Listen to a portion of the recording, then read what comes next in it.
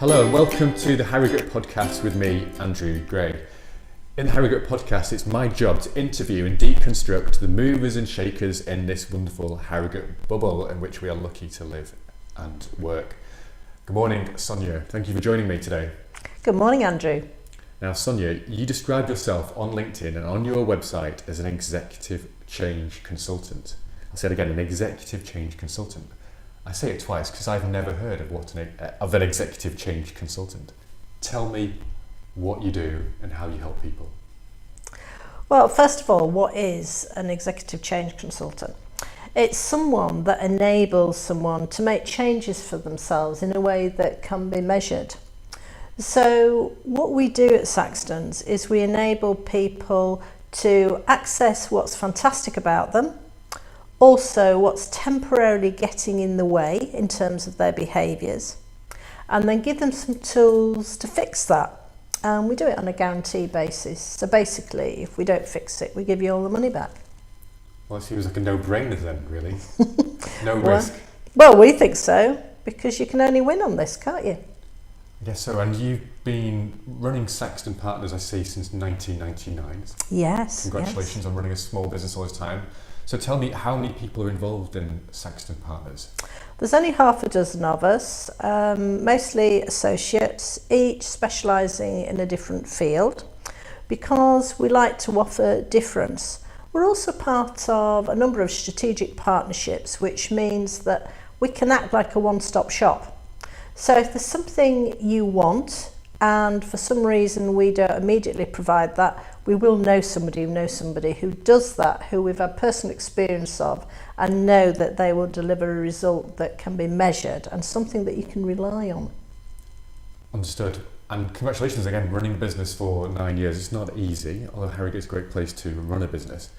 But my question is, to become an executive change consultant, you suppose you must have done it in other fields before setting up your company. So tell me about your education, your background, how this has all led to you founding your company 9 years ago.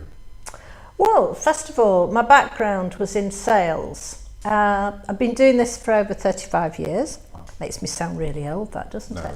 And I started this because I was working for an insurance company and I was going into all sorts of roles. And eventually I was in a training facilitation role. And somebody said to me, Sonia, you're fantastic at making a difference, to maybe coaching 3 people a day at that point. However, we need you to see 6 a day. And I needed some special skills, a bit of magic to make that difference. So apart from the usual institute personnel and training exams that enable you to coach on an everyday basis, I thought that I'd need to study psychology, cognitive behaviour therapy, and I started getting into that. And then I discovered something.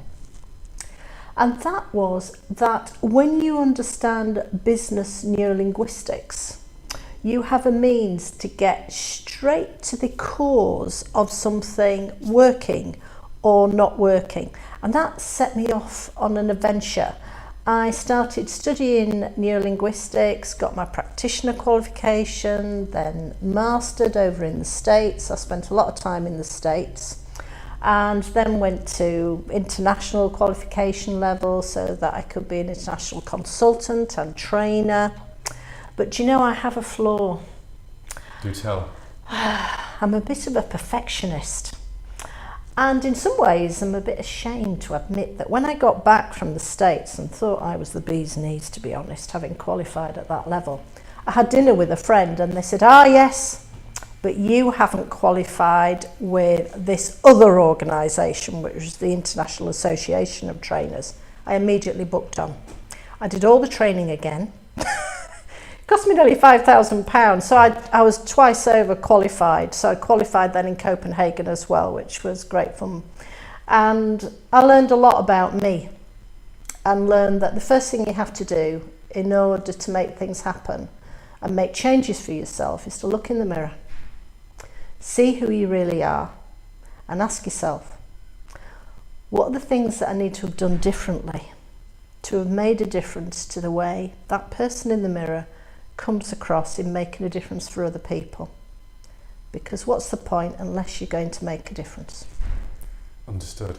You use the term Neuro-linguistics, I think, and I know that me, for one, doesn't fully understand what that term means. I imagine a lot of people listening to this podcast also won't know. So could you sort of break it down into real simple terms, please?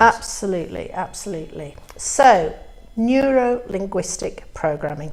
So, neuro is first of all about the mind. What makes you tick?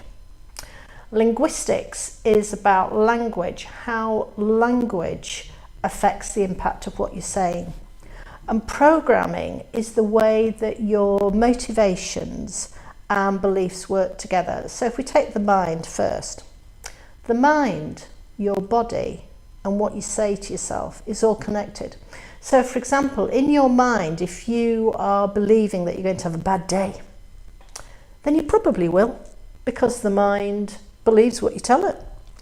And linguistically, if you say to yourself, oh, I'm going to struggle, I can't do that, I'll have a go, I'll try, then you affect your brain and you affect what it can produce. So for example, if you said to yourself instead, okay, if I had have achieved that, what are some of the things that I would have done differently? You'll already start to shift your mindset. And your programming is about how your motivations and your beliefs work together. So your motivations are based on your core values. And what's a value? A value is something that you tend to establish by the age of 7. You probably heard the saying, show me a boy of 7 and I'll show you the man. You create a foundation up to that age. And then you develop some belief patterns. And the belief patterns will switch your motivation on or off. So for example, if you believe that there is always a way, and it's only a question of how, then you'll always find a way of achieving something, and that'll maintain you being switched on to your motivation. If, however, if you're using those language patterns I mentioned earlier about, oh, well, I can't do that, it's too difficult, it's too hard, then you'll switch yourself off. So it's about putting yourself in control of whether you want to stay switched on in life or off. Okay, that sounds somewhat woo-woo, if you don't mind me saying, but you don't come across as someone who's sort of woo-woo, so out there, alternative. Give me some real practical examples of the people that you've coached, and perhaps some examples of how they've made a real change in their lives thanks to your help. Okay, so if we take somebody recently, they were referred to me because they, for some reason, just couldn't get out there and make it happen anymore. They were paid $85,000 a year, and the MD said to me, we'll call him Fred. We need to get him back out on the road, Sonia, because we just don't know what's going on for him.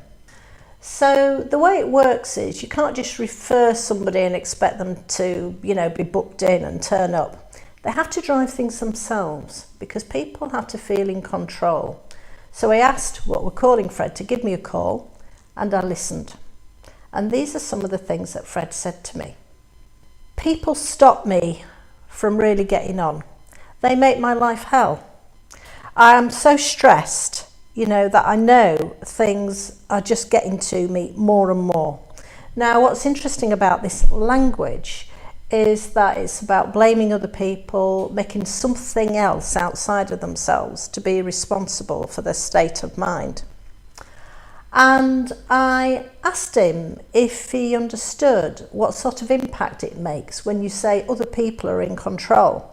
He said, well, it's their fault. If they didn't give me so much hassle, Sonia, I would have been okay. So I said, so what's it like giving power to something outside of yourself? Well, I don't give them power. I said, well, you're making them in control of whether you're okay or not. What would it be like if you decided to be more I call, more I?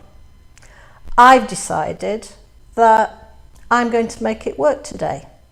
And I've decided I'm going to find out what are some of the ways in which I can make sure that's happened for me. He said, oh, that's a very different mindset. So I said, is that something you'd like to develop? He said, yes, I'd like to know more about that. I'm curious about that, how that makes an impact, just talking about it. So he came in to see me. I did a profile for him. We have an individual diagnostic tool that's actually our own tool based on some proven work by a guy called Albert Ellis and Claire Graves, who was a student of Maslow. And it establishes what are your motivations and 12 areas of behaviour that are temporarily getting in the way. And no surprise that when he did this profile, he was judgmental, he was defensive, he was very needy. And once he could see on the graph what was working, what wasn't, he said, yes, I really identify with that. So I said, it's up to you. I've given you the awareness about what's working and what's temporarily getting in the way. And incidentally, we check this at a subconscious level. It's very important to understand that if you just fill out a questionnaire, that's just what you've ticked. It needs to be checked within the mind to make sure that's a true reality. Because sometimes people make things up in their head about what they think is going on for them. And he said, yes, I agree with that. And I really want to sort it out because I realise that, you know, the sort of money I'm on, I don't want to lose my job, Sonia. So can you help? And I gave him some tools for accessing what was causing some of the issues. And that's simply about people being able to relax and given some tools to access what's temporarily getting in the way, like the defensiveness, neediness, etc. And when they understand where it originally began, they start to make sense of it. Now, for Fred, we'll call him Fred. For Fred, his father was very judgmental, very defensive, very bolshy, as he described. And he said, I guess I just copied him. It was the way I was brought up, really. It's just how it is. And I said, so who do those patterns belong to? Do they belong to your dad? Who, you know, I'm sure felt that he was doing the best he could with what he had. Or do they belong to you? He said, well, obviously they belong to him. Okay, so it's quite natural that you've copied some of those things. Would you like to give them back? Or do you want to keep them? Well, that's an easy question. Well, of course I want to give them back. Okay, so then I gave him a means of giving that back, and that's simply about helping someone relax, give him access to what causes that, going back to some of those memories. And then you can do something called, it sounds fancy, it's called neutralization. And basically what it means is it enables you to make sense of what had gone on before so that you don't let it hold you back anymore. And as a result of that, you then have to hardwire that new behaviour of not giving your power away, for example. And I said to him, I said, right, it takes 7 to 21 times to develop a new habit, a new behaviour. So I want you to get me 21 examples of finding that when somebody gives you feedback, for example, you're not defensive, you just receive the feedback, you explain to yourself that actually this person is just giving you information, however clumsily, and just take out of it what are the facts and then do something with that. And he said, right. And he went off and did that. And we have 2 follow-up calls with people. The first one just to check in with them within sort of 48 hours. You know, is it all making sense? Do they know what they're doing? Although we send them an email explaining it all. And then we check in with them 4 to 6 weeks later about having got those examples. And he's developed those examples and he's in a much better place. More importantly for the employer, he's back at work because he feels like he has a plan now. And psychologically, you always need to believe you've got a plan. When you don't have a plan, that's when you go down a slippery slope. Understood. Great example, and many questions flow from it. First one being, is this just a form of psychotherapy? And I say that not in a pejorative, negative way, but it sounds like psychotherapy, and I have tried psychotherapy and sort of the reprogramming of my mind somewhat and understanding where some of my traits come from. Mm-hmm. Would you regard that as psychotherapy? It is psychotherapy, although I tend to stay away from calling it that because sometimes people can believe that psychotherapy sounds a bit heavy. The reality is that actually psychotherapy is quite simply as a process. It's about closing your eyes so that you can go into a relaxed state, and then somebody who is skilled in that field talking you through how to access what's caused some of the things that you're temporarily being challenged by so that you can start to fix it. Got it. A second question that flows from the Fred example is, was this something that the employer paid for, was happy to pay for, and saw the results of their cold hard cash? Absolutely, they're happy to pay for it because it's on a guarantee basis. So that means that if we don't get at least 18 examples of how it's made a difference to their performance, we simply give all the money back. Now I'm going to be straight with you, Andrew. They always generate more than 18 examples. It's usually between 30 and 40 examples, if not more. Why is that? Because on average people have 3 sessions of 2 hours coaching, and after each session they're getting at least 21 examples, so you can work out the maths for yourself. And people feel really, really buzzy and excited about getting themselves back as to who they were before they had all that baggage. And people are pretty unique. It's about respecting that individual uniqueness and working with what's going on for them. A third question, and this one's the toughie of all of those. Oh, go for it. Is, in this example of Fred, and good old Fred has made a change, and I'm sure his employer is happy. However, if Fred has made such seismic changes with you, perhaps he no longer wants to work for his employer anymore, and he's realised actually he should have been a safari wildlife keeper in South Africa somewhere, or he should have been a yoga teacher in Iceland. I mean, are the changes so magnificent, seismic, that they change their work? Is that a risk? Absolutely, it's a risk. And to be fair, there's nothing wrong with having a reputation as an employer, as having such good people that, everybody wants them. Because that means that the new people you are attracting know that you've got this reputation for growing people, making a difference. On the other hand, having made those changes for themselves, as long as you are an employer that really takes time and interest in your employees, people will be happy. Sometimes people say, how do you define happiness? Well, happiness is about having a goal, and it's about having something to stretch for. I'm not talking about stretching you to the point that you're so stressed you're off work. I mean having something to go for and making sure that all those sort of basic needs are met: a roof over your head, food in your belly, a means of feeding your children. So people will stay with an employer if their needs are being met. And that's about understanding people's motivations, understanding their real talent. Sometimes people take somebody on purely on the basis of their technical skills. There are 3 things you need to assess when you're taking somebody on. First of all, what's their motivation, and along with the baggage that could be getting in the way. Secondly, of course, their technical skill. And thirdly, what is their commercial awareness of where they fit in the organisation? Everybody wants to know, what part do they play in the overall scheme of things? If that's not really explained, then sometimes people can feel like they're in this silo where they're just doing something and yet they don't know how it fits into the bigger picture. It's important that people know that they're valued and they belong because of the things that they've got going for them. I agree entirely with all those words you said. So much wisdom. Going back to your point of motivation, when an employer is trying to hire, and I am an employer and I hire frequently, how do you work out the candidate's true motivation? That's a great question, and there are 2 ways of doing it.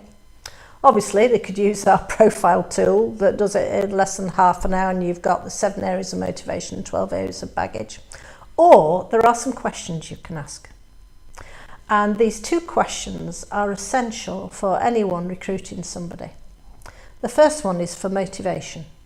And that question is, what are some of the things that are important to you about doing this role? Now you'll notice I haven't said what's important to you.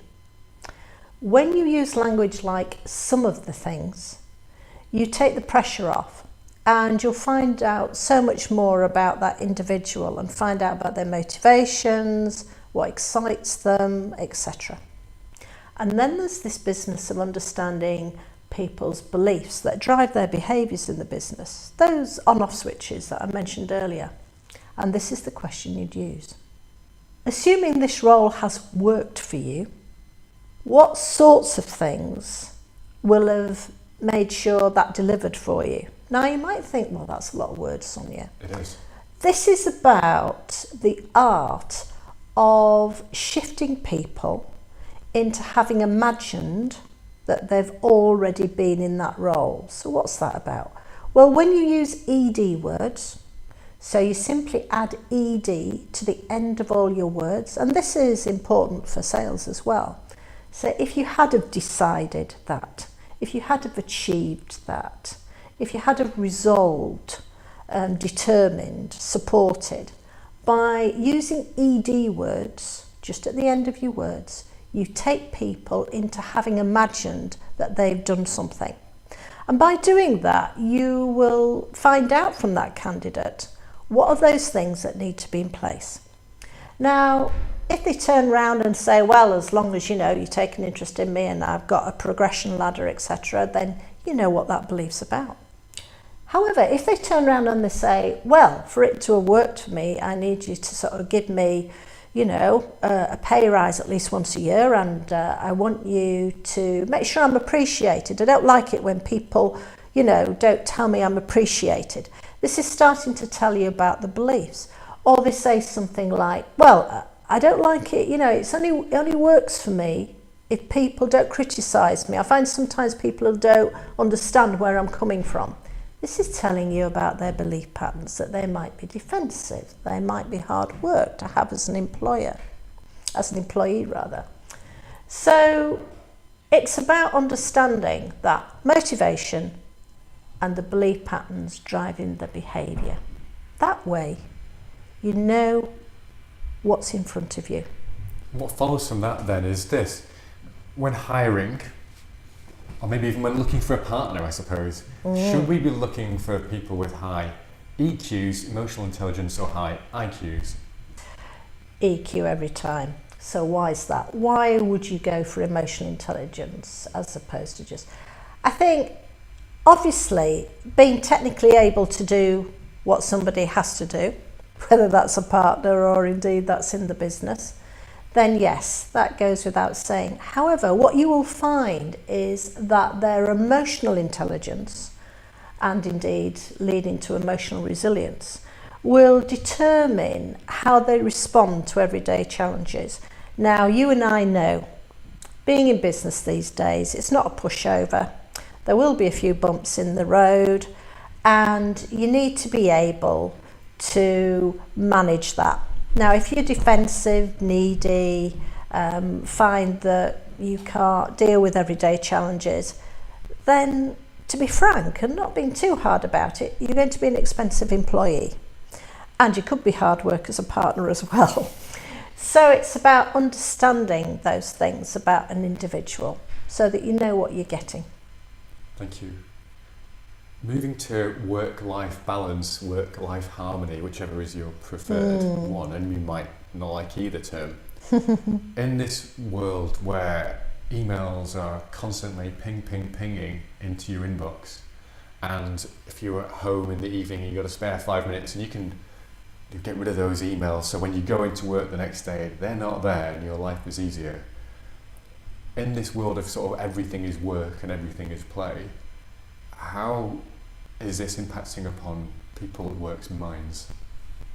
First of all, there has to be time to play. There has to be time to reflect. The way the mind works, it makes sense of things by having time to refile what's gone on in the day whilst you are relaxed. If you're still thinking about work when you get home, what chance does your system have of just putting things in order and having some downtime? If you don't have some downtime, and this is about how the mind reacts to what you do to your space at home. So for example, if you do your emails, God forbid, sat at the table where you have food with your family, what your brain says is, oh, this is a workspace.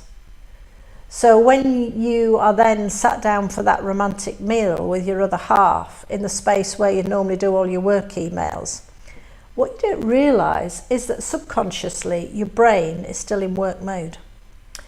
And you never totally relax in that space because your brain is alert for that extra email that's going to ping.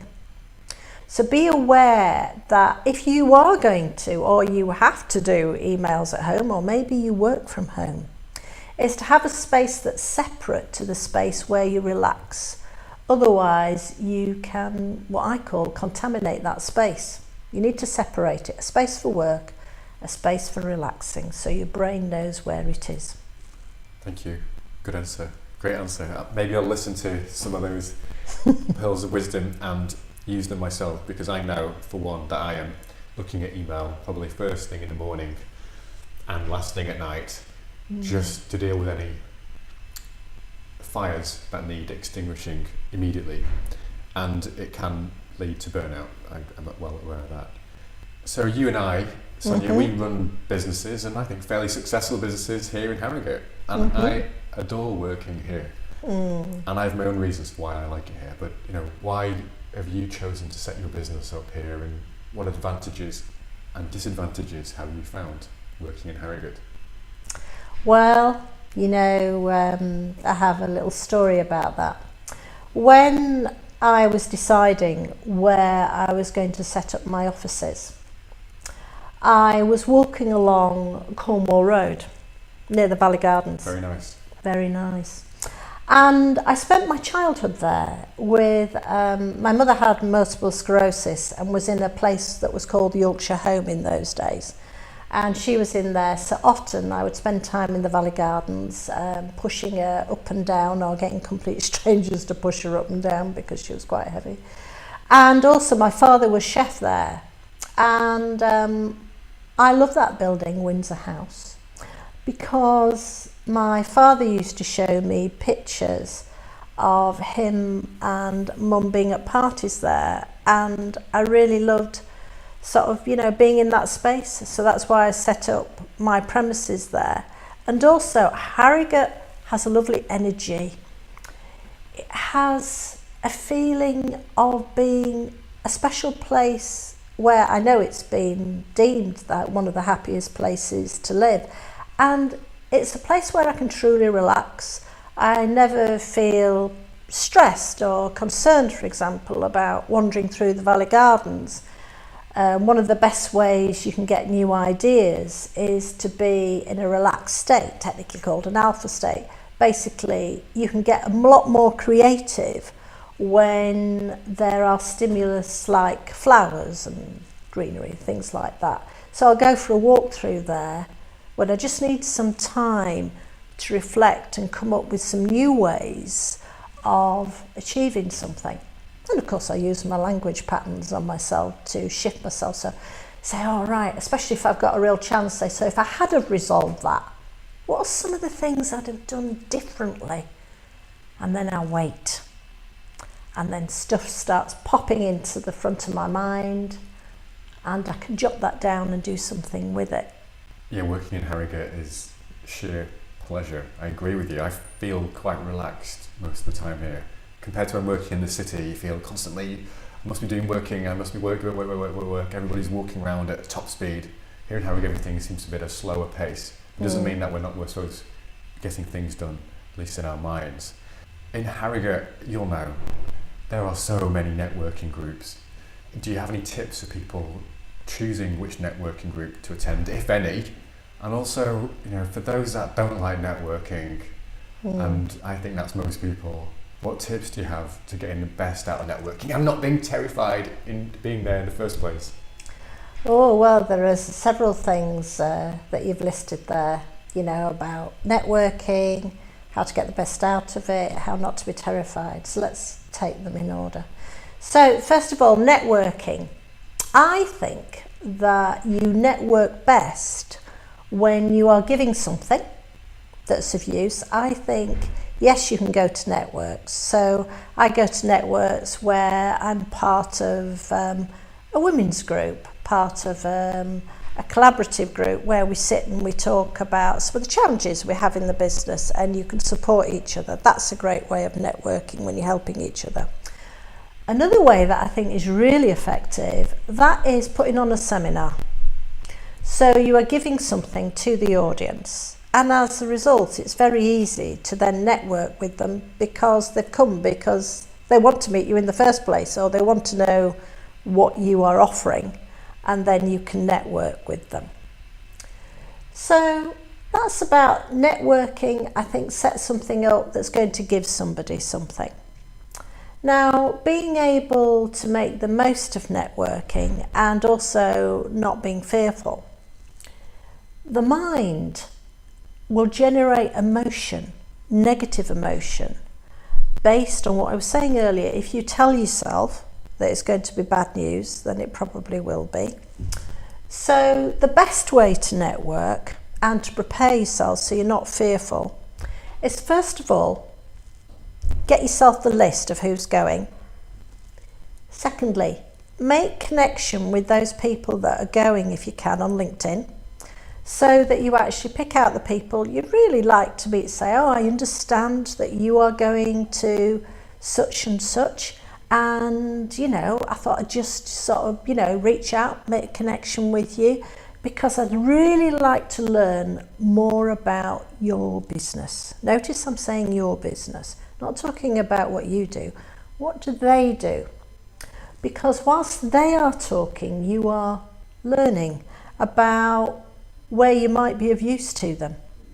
So reach out, make that connection, and then of course when you get to the network, you already have spoken to them on LinkedIn. You might have even had a phone call beforehand, and then you can go over to them and say, oh, we were talking on LinkedIn, let's now tell me more about your business. It might be a bit busy here at the seminar today.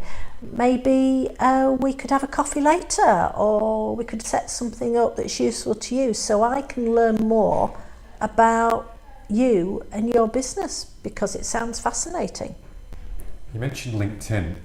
Is that really the place where you and perhaps people in your space, the coaches, is that where they do most of their networking? Is in a way it's a virtual networking?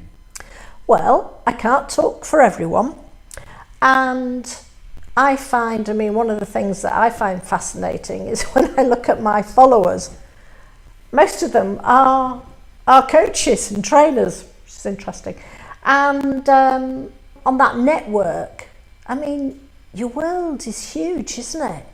There's so many people that you can reach out to, and as long as you are putting something out there that's a benefit to the viewer, the listener, maybe a quick video, and video tends to be the most impactful because they can connect with you on that film, or you put some audio on there, something that's useful to them, then there's a reason to connect. And of course, when they're viewing that or listening to that, then you can see from the stats which companies have then listened or viewed that, and then you can reach out to those on LinkedIn that are in those companies to say, I noticed that some of your colleagues have been listening to my piece on doing XYZ, or looking at such and such. Is that something that maybe might be worth talking about further? And in fact, as a result of that, I have a lot of coffees on the basis of reaching out like that. And then I learn about people. People are so rich, they're like a tapestry. They teach me all sorts of things, and at the same time I'm learning about what might be important to them and how I might be of use to them. And even if I'm not of use to them, I might know somebody that could do with their services. So it's a win-win. It's about collaboration and being there for each other.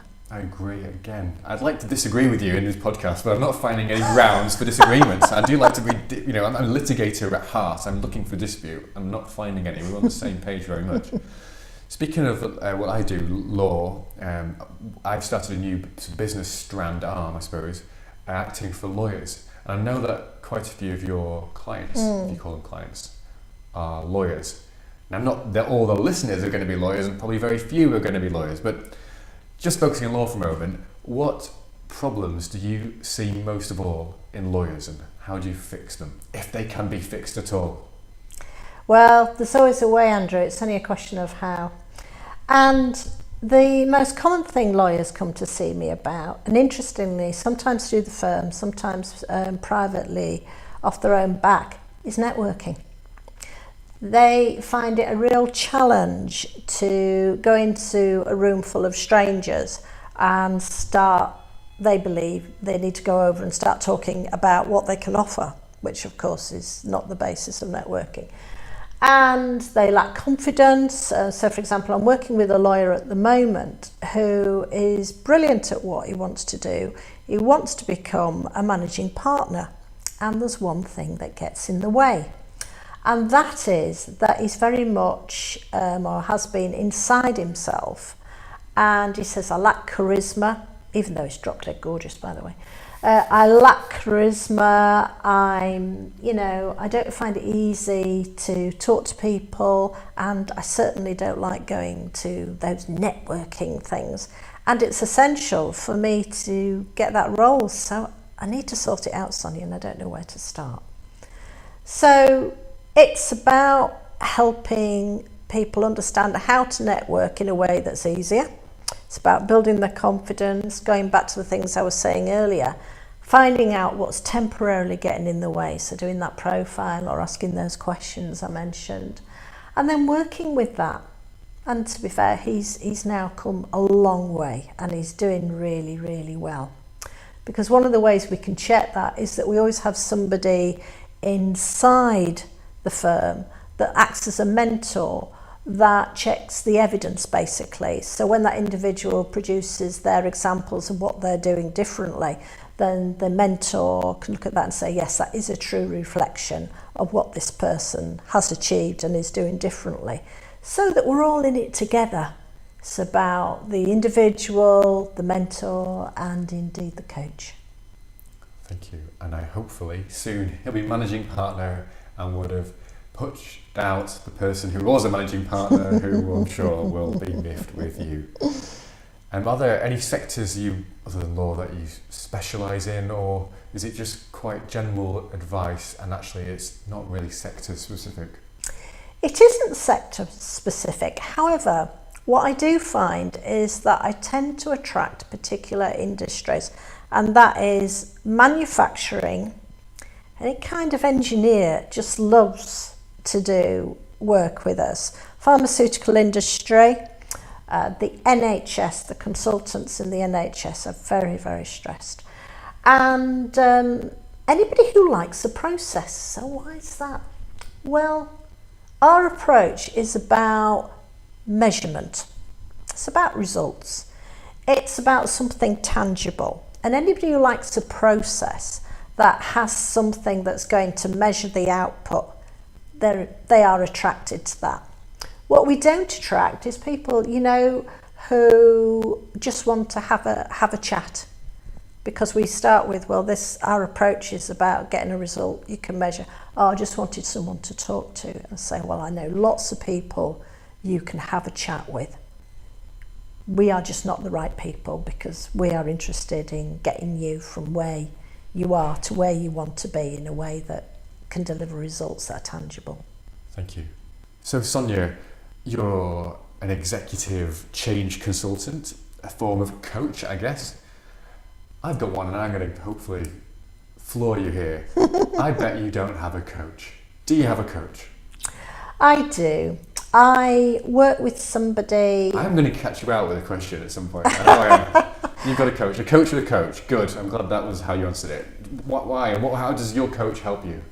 Well, what's fantastic about him is that he puts me on the spot, and he challenges me when I think that something's not working, or I'm sort of, I don't know, when something's not quite right. Alan will say to me, well, Sonia, okay, so what's that based on? Give me some evidence criteria for that, and we discuss it, and I can then move on in a new way. So he shifts my thinking, and I like that. I like to be challenged. I like to be put on the spot. And in fact, when I was developing my programs that I run on teaching people how to coach themselves so they can get the results and develop that expertise inside the organisation, I appointed a lady called Henry. Now, Henry was a nightmare. She was a nightmare because she used to use a red pen, and she would just put a line through all sorts of things in my work and tear it apart.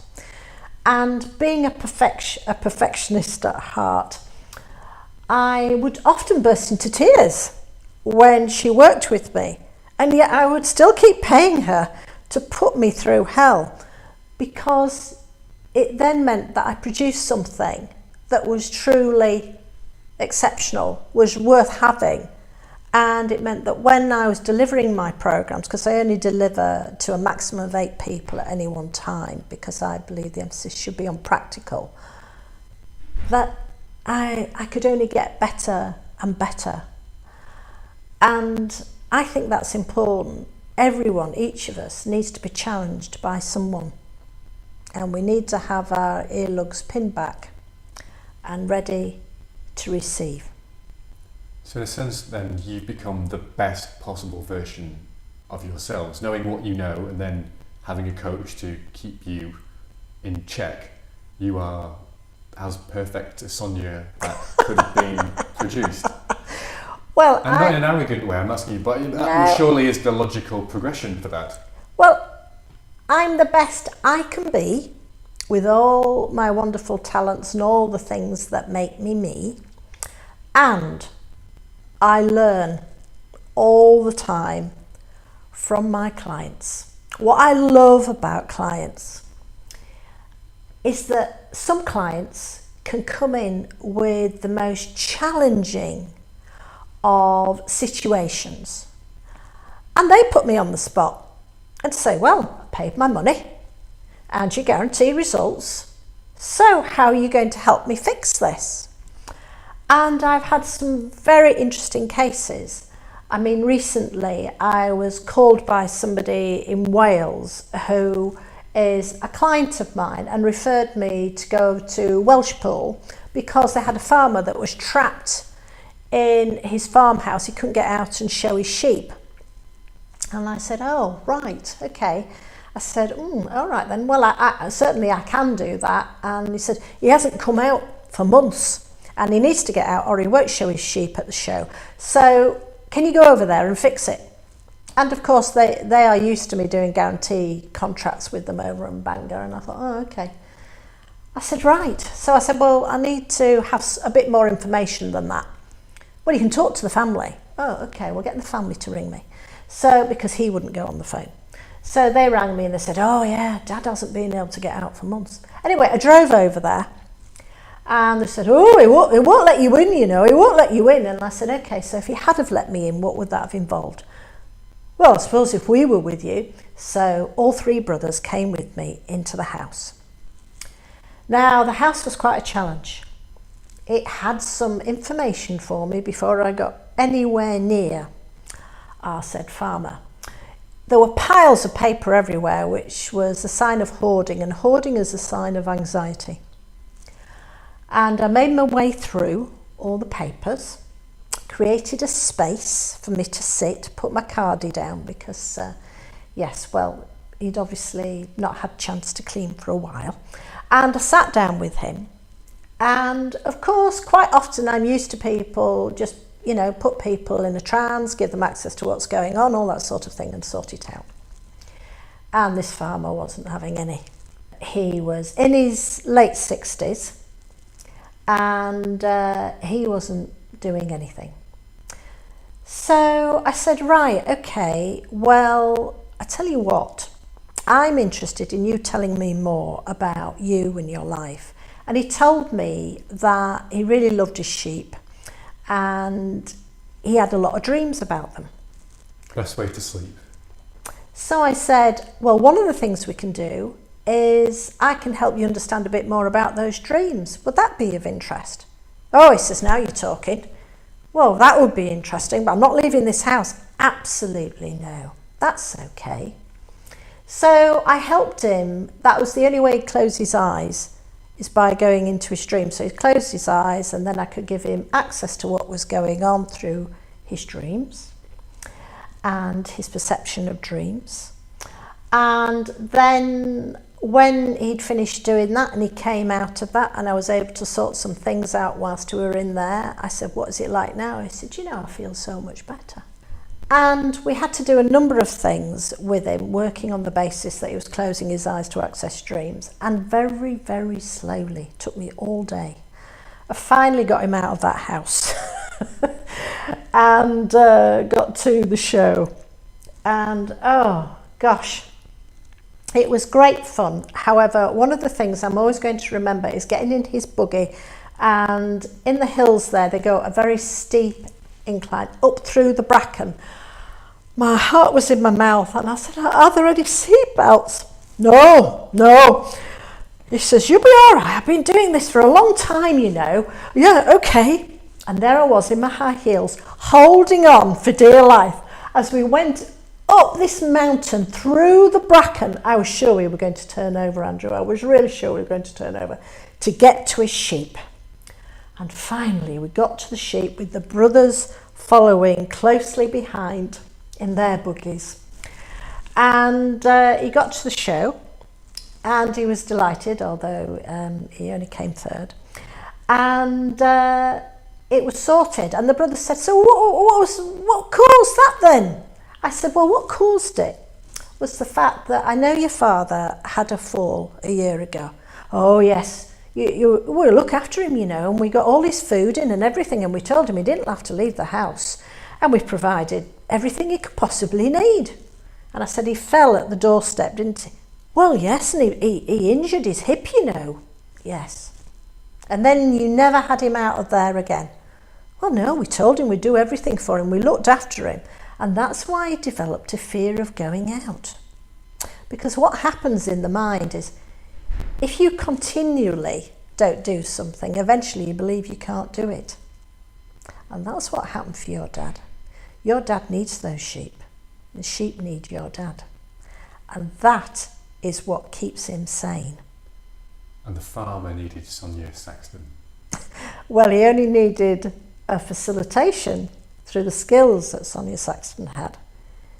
Anybody can do that as long as they have the skills to enable somebody to understand more about themselves, what makes them tick and what all that is about. You've spoken a lot about, in a sense, continuous professional development. Yes. Keep learning. All the time. Which books and maybe podcasts or videos, etc., do you listen to that my audience would be interested in and would help them? Well, I love the TED Talks. I love that because... Do you have a favourite TED Talk? Do I have a favourite one? No, I don't think I do have no, I'm not going to say I have a favourite one because they all have something to offer. And I also think books like The Games People Play by Eric Byrne, I just love that.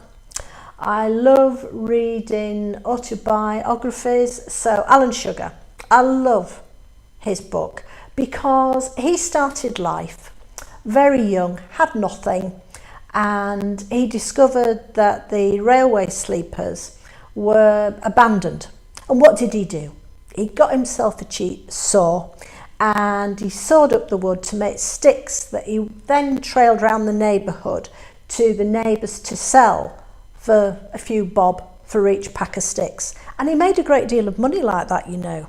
And that's really resourceful, and I can learn from things like that. And to be fair, I really identify with him, because when I was very young, and we didn't have much at all, I was given a bright red three-wheeler bicycle because my best friend got a new two-wheeler and I was given the three-wheeler.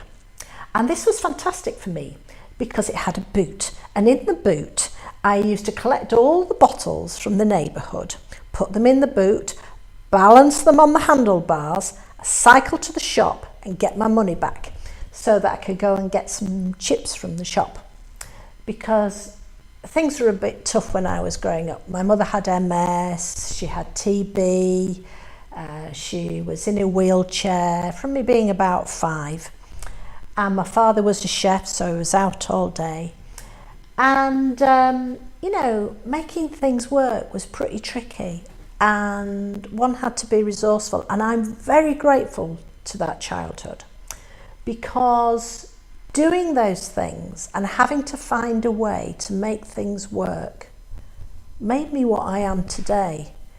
It might sound strange, and my father was killed in an accident when I was 10. I'm sorry to hear that. And my mother died a year later. And wow.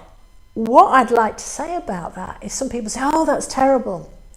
Actually, it was a gift in a way, because as a result of that, I had to find a way to make things work. And it meant that whatever I was faced with, I could sort it out. I'm somebody who always finds a way, because if you know there's always a way, it's only a question of how. You will work it out, because it's what you believe. And that is an approach to life that will make a big difference to your business, to your life, and anything that comes up. Because let's face it, every day there'll be some kind of challenge, and you can always find a way. Powerful stuff indeed. Now, I didn't think I was going to ask you this question, but it must follow that really sad story, which somehow you've managed to use in a really positive way. Do you have any advice to people listening who are going through a grieving process? Granted, you were young when this happened, but from the people that you've coached, from your own experiences, is it even possible to give any tips about grieving and bereavement? Well, it's funny you should ask me that, Andrew, because I received a call last week from an MD that I've worked with in the past, who had lost his brother, and he lost his brother 3 months ago. And he said, sorry to ring you out of the blue, Sonia, I'm just not coping very well. I keep breaking down. I said, tell me about that. And he said, well, I keep breaking down because, you know, I used to sit with my brother once a fortnight. We'd go out for a few beers and we put the world to rights. And you know what? He's not there anymore. And I don't know, I'm just not coping. I said, right, here's what you do. Have you got some pictures of him? Well, yeah, of course I've got pictures of him. Have you got a favourite one? Well, yeah, I've got a few favourite ones. What would it be like if you sat down with those pictures, might be once a fortnight, grab a beer and have a chat with him. Tell him about what's going on for you. And maybe you can have imagined some of the things he might say back to you. Well, yes, I can. Have that time with him and tell me what that's like for you. You know, we'll have another chat on the phone about how that is, and then you can tell me how it's going. And also I said, remember that going through a grieving period, remember it is normal to go through that initial denial. Then you'll go through the sort of, you know, being a bit angry stage. Then you might go through the bit about bargaining, if only it'd be me instead of them, all that sort of thing. And then you'll sort of go through the, oh, well, you know, how am I going to cope with this, and start accepting it and then moving on. Understand, it's normal to go through that process. And anything that's going on for somebody is meeting a need. Simply reflect on what need something was meeting and find a new way of meeting that same need. And you'll be fine, and be honourable towards yourself, be kind, and respect that, you know, it takes time. And we all do things at a different pace, and that's okay. And just honour that, and honour that for your friends, family and colleagues, and you can't go far wrong. Thank you, Sonia. Thank you very much. I think we should draw it to an end with that beautiful ending. An ending I hadn't foreseen when I was planning this podcast. I don't think you probably did either. No. But before we go, how do our listeners get to know more about you, find out more, for example, online? Just go to our website, saxtonpartners.co.uk, and you'll find that our phone number is there, although it's Harrogate 858816. Give me a call. There's no obligation. I like to listen. I'm interested in other people. Just give me a call. We can have a chat, maybe meet for that coffee, and I can learn more about you and some of the things that you want to achieve. Speaking of liking to listen, I've enjoyed listening to you. Hopefully my listeners will enjoy listening to you, and I wish you all the best with your future of helping other people to be the best version of themselves. Thank you very much, Sonia. Thank you, Andrew.